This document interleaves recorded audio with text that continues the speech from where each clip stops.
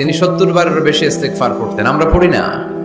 শুধু টয়লেটের সময়টা যখন আল্লাহর হাবিব সাল্লাল্লাহু আলাইহি ওয়াসাল্লাম ইস্তেনজা করতেন তখন আল্লাহর নাম নিতে পারতেন না, তাই ইস্তেনজা থেকে বের হয়েই পড়তেন গুফরানাক, মানে আল্লাহ ক্ষমা করে দাও। গুফরানাক মানে কি? আল্লাহ ক্ষমা করে দাও। এই যে এতটুকু সময় তোমার তাসবিহ পড়তে পারলাম না, আল্লাহ তুমি আমার উপর রেগে যেও না, তুমি আমারে ক্ষমা করে দাও। এজন্য আমরা যেন সবসময় বেশি বেশি ইস্তেগফার করি। কি পড়ি? পড়েন আস্তাগফিরুল্লাহ, আবারও পড়েন আস্তাগফিরুল্লাহ, সবাই পড়ুন আস্তাগফিরুল্লাহ।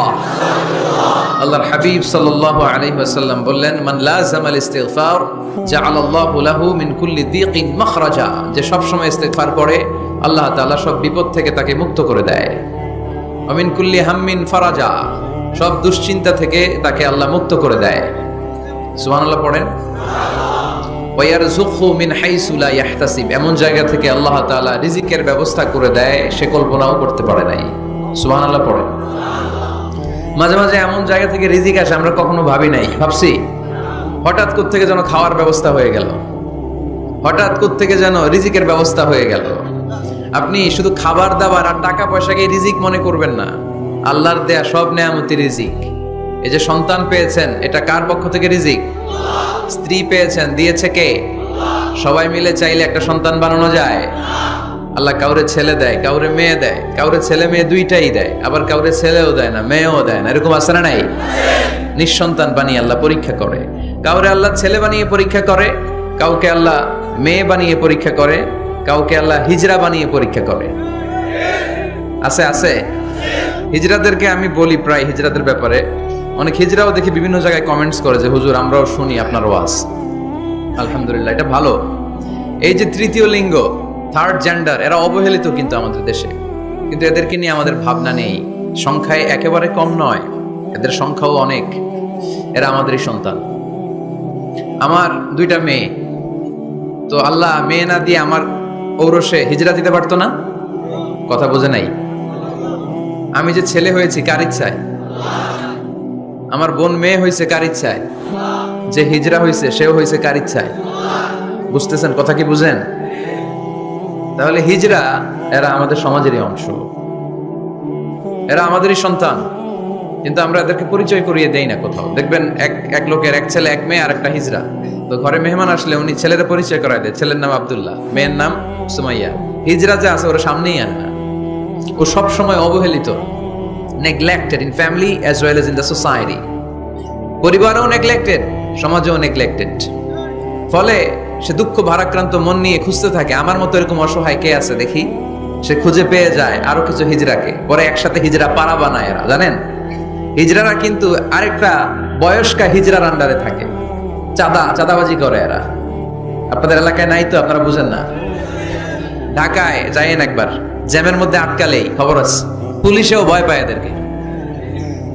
আমি এক জায়গায় বলছিলাম যে এদেরকে পুলিশের দায়িত্ব দিয়ে দেন, যেহেতু এদেরকে সবাই ভয় পায়। এরা ট্রাফিক সিগন্যালের এখানে এমনি দাঁড়ায় থাকলেই চলবে, লেন চেঞ্জ করে কেউ উল্টা পাল্টা লেনে ঢুকবে না। This is call idea. Idea generate করতে না পারলে দেশের উন্নতি করা সম্ভব না। হিজরাদেরকে কর্মসংস্থানের ব্যবস্থা করা উচিত। এই এলাকার জনপ্রতিনিধি যদি কেউ থেকে থাকেন, অথবা পরবর্তীতে ভিডিওতে যদি শুনতে পান, আমার এই আবেদন, আপনারা হিজরাদেরকে খুঁজে বের করবেন, কর্মসংস্থানের ব্যবস্থা করেন।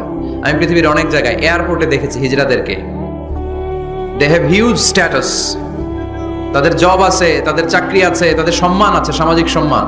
তারাও আমাদের মতো মানুষ, এজন্য তাদেরকে কর্মসংস্থানের ব্যবস্থা করেন, শিক্ষার ব্যবস্থা করেন। স্কুলে পাঠানো যায় না, বাবা মারা লজ্জা পায়, লুকাতে চায় এদেরকে। সন্তানের ফর্ম পূরণ করতে গেলে ওখানে লেখা থাকে জেন্ডার, ছেলে নাকি মেয়ে, তো এটা ছেলেও না মেয়েও না, কি লিখবে?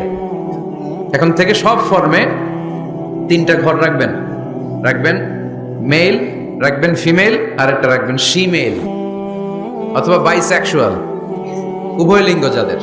তো এদেরকে যেন আমরা আগলে রাখি, এদেরকে যেন দূরে ঠেলে না দেই। আল্লাহর হাবিব সাল্লাল্লাহু আলাইহি ওয়াসাল্লাম মানুষকে আগলে রাখতে পছন্দ করতেন, দূরে ঠেলে দিতেন না। আল্লাহ রাসূল সাল্লাল্লাহু আলাইহি ওয়াসাল্লাম মন জয় করার কিছু বাক্য আমাদেরকে শিখিয়েছেন, how to reach in the people's heart, মানুষের হৃদয়ে কি করে পৌঁছতে হয় তিনি শিখালেন। তুমি বলো বাশশিরু, ইয়াসসিরু, ইয়াসসিরু ওয়ালা তুআসসিরু, বাশশিরু ওয়ালা তুনাফফিরু, সহজ করে উপস্থাপন করো, কঠিন করো না।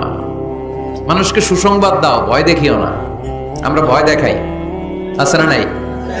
নতুন একজন কালেমা পড়ে মুসলমান হয়েছে, ওরে শোনাইতে আরম্ভ করছে তোমার নামাজ পড়তে হবে, রোজা রাখতে হবে, জাকাত দিতে হবে, তোমার বউরে পর্দা করাইতে হবে, তুমি এটা করতে পারবা না, ওইটা করতে পারবা না, কারণ ইসলামে এইটা নাই ওইটা নাই। নতুন মুসলিম কয় তাইলে আমিও নাই, তোমাদের ধর্মে আমিও নাই, তো ভয় দেখেন কেন? ও যখন কালিমা পড়ে মুসলমান হয়েছে, ওরে বলবেন কিছু বই পড়ো না, এই বইগুলো পড়ো, তারপর আমাদের মসজিদে আইসো মাঝে মাঝে, দেখো কিভাবে কি হয়। ইসলামে কিছু প্রোগ্রামে নিয়ে যান, মসজিদে নিয়ে যান, জুমার নামাজে দেখো কেমনে পড়ে, কি বলে শোনো। তো এইভাবে গ্রাজুয়ালি মানুষের হৃদয়ে পৌঁছতে হয়। আমরা যেন মানুষকে ঐক্যবদ্ধ করতে পারি, আমরা যেন মানুষকে বিচ্ছিন্ন না করি, আমরা যেন দিনকে কঠিনভাবে উপস্থাপন না করি। আল্লাহ তুমি তৌফিক দাও। আরো জোরে পড়বো আমিন। আপনারা সবাই ভালো আছেন তো? আলহামদুলিল্লাহ ভালো আছি। তো আসার সময় দেখলাম যে গুড়ি গুড়ি বৃষ্টি পড়তেছে। আপনাদের উপরে পড়তেছে নাকি বৃষ্টি? চলে গেছে? মাশাআল্লাহ। মহিলাদের জন্য সরাসরি সম্প্রচার এবং ফেসবুক লাইভ প্রচার করা হবে। শুনতেছে বোনেরা? আলহামদুলিল্লাহ। আজকে সমাপনী দিবস, তার মানে গত রজনীতেও কথা হয়েছে। আজকে আমার আগে কথা বলেছে হযরত মাওলানা জয়নাল আবেদিন সাহেব, হযরত মাওলানা আব্দুর রহিম বশরি, হযরত মাওলানা নুরুল আফসার কাদেরী, হযরত মাওলানা হাফেজ আহমদ। যারাই কথা বলেছে নিঃসন্দেহে কোরআন সুন্নাহর আলোকে বলেছে। যা বলেছে আমরা যেন আমল করতে পারি। আমলটা বেশি দরকার, ঠিক কিনা? এত মানুষ আমরা আসলাম, আমরা যদি কিছু নিয়ে যেতে পারি, শিখে যেতে পারি, ওইটাতে লাভ। ফেসবুক লাইভ, এই এলাকার সবচেয়ে বড় মাহফিল, 50 কিলোমিটার জ্যাম, আজহারের ভক্তরা কোপায়া দিছে সব। কি লাভ হয়েছে? কিছু যদি নিয়ে যেতে না পারেন। এজন্য এখনই শুরুতেই নিয়তটা খালিস করে নেন যে যে কয় মিনিট আমরা কথা শুনবো, আমরা যেন শুধুমাত্র কেবলমাত্র একমাত্র আল্লাহ তাআলার সন্তুষ্টির জন্য শুনতে পারি। আল্লাহ তুমি তৌফিক দান করো। আরো জোরে সবাই পড়বো আমিন। যে পরিমাণে তাফসির মাহফিল হয় এদেশে, ওই পরিমাণে হেদায়েতের ছোঁয়া স্পর্শ দেখা যায় না দেশে। তাফসির মাহফিল হয়, আবার ক্যাসিনোর ব্যবসা হয়। তাফসির মাহফিল হয়, আবার পেঁয়াজের দামও বাড়ে। তাফসির মাহফিলও চলে, লবণের গুজবও ছড়ায়, হয় না? তার মানে যে পরিমাণে এটার ইম্প্যাক্ট ইন দ্য সোসাইটি, এটার প্রতিফলন, এটার প্রভাব সমাজে থাকা দরকার ছিল, ততটা নাই। একেবারে যে নাই তা বলবো না, আছে। মানুষ পরিবর্তন হচ্ছে, দেখা যাচ্ছে। আমাদেরকে বলে হুজুর আগে গান বাজনা শুনতাম, এখন কোরআন শুনি।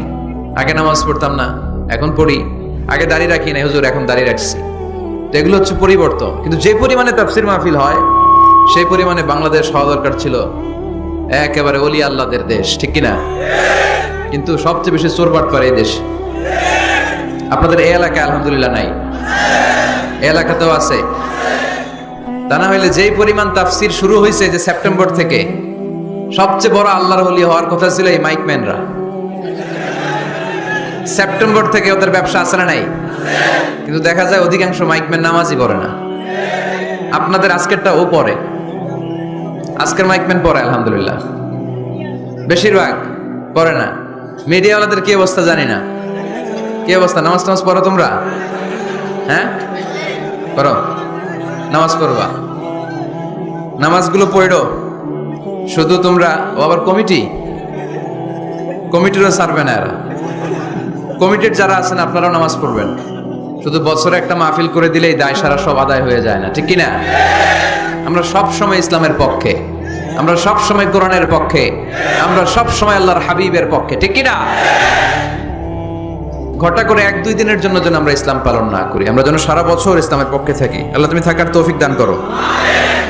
অনেক অতিথিবৃন্দ এসেছেন। কায়সারুল হক জুয়েল ভাই, জাফর আলম সাহেব, হেফাজতুল্লাহ নদভী, ব্যারিস্টার নুরুল আজিম, ওমর হামজা, মাওলানা মোহাম্মদ সৈয়দ, মাওলানা নুরুল ইসলাম। আল্লাহ তুমি সবাইকে কবুল করো।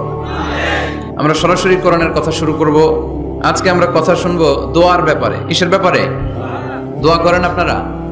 কার কাছে করেন? দোয়া করা, দোয়া চাওয়া দুইটাই সুন্নাত। দুইটাই কি? আমরা বলি না যে আম্মা আমার জন্য দোয়া করবেন, আব্বা দোয়া করবেন। হুজুরের কাছে বলি হুজুর দোয়া করবেন। বড় ভাইকে বলি ভাই দোয়ায় আমাকে শামিল রাখবেন। বলি ইউসুফের খিলে আপনারা বলেন না বোধহয়? বলেন বলেন, এটা বলবেন। দোয়া চাওয়া, দোয়া করা দুটোই সুন্নাহ।